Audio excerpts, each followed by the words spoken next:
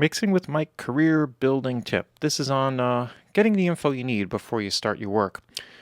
This is important, particularly I want to focus on talking about mixing. And sometimes there's this idea that there is just sort of this one way of mixing, like I'm a mix engineer and I just mix songs. Send me a song and I'll mix it. And this kind of sort of assumes this sort of one size fits all kind of approach to mixing.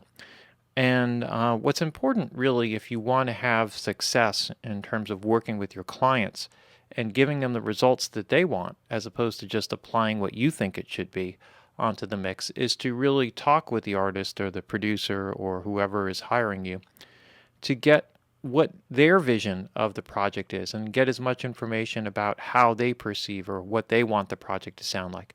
And in most situations, they will give you some level of information, but you really want to dig in a little bit farther and get a little bit deeper into what information that they have. And what you're looking for primarily when you get the song is to first of all notice what the vibe is. What's the direction of the song? So maybe, for example, it's the type of thing where it's like a 70s disco kind of track or something like that. And now there are many ways to approach that mix. You could approach it in a pure vintage vibe, like they really want it to sound like it's from the 70s, or they may want to take it and add a little bit more of a modern production or mixing edge to it. So give it a little more edge, a little more compression, a little more hype, and kind of make it modern with that sort of disco 70s kind of feel to it, or some kind of hybrid between the two.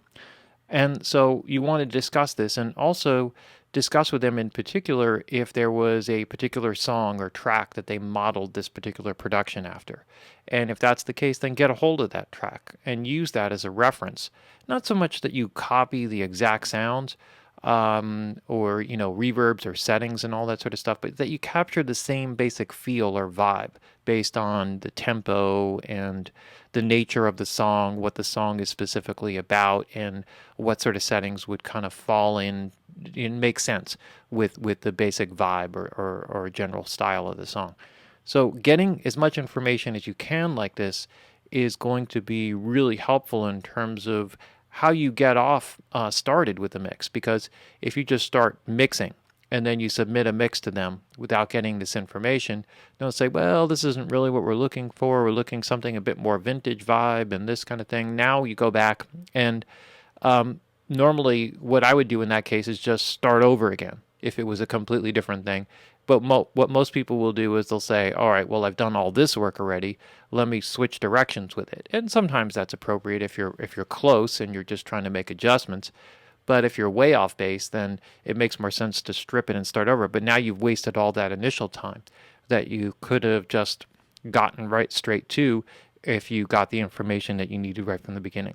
So the idea is that get as much information as you can, dig out as much in terms of finding the influences, the artists they like, the productions they were modeling this song after, etc., so that you get the clearest sense of what it is their vision, what it is they're looking for. Because ultimately, it's the artist's face that goes on the cover of the CD or on the cover of the artwork for your MP3 or AAC file for iTunes, not your face.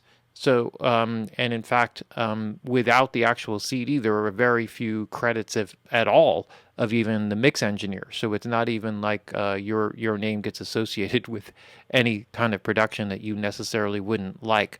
If it ends up on the CD, then that's a completely different thing, but credits aren't a big part of it.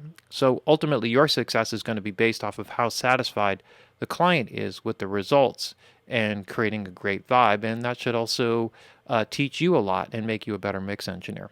So the best way to go about it, the best way to save the most time and energy on your part is to get the information you need before you start doing your mix work. That's our Mixing with Mike career building tip.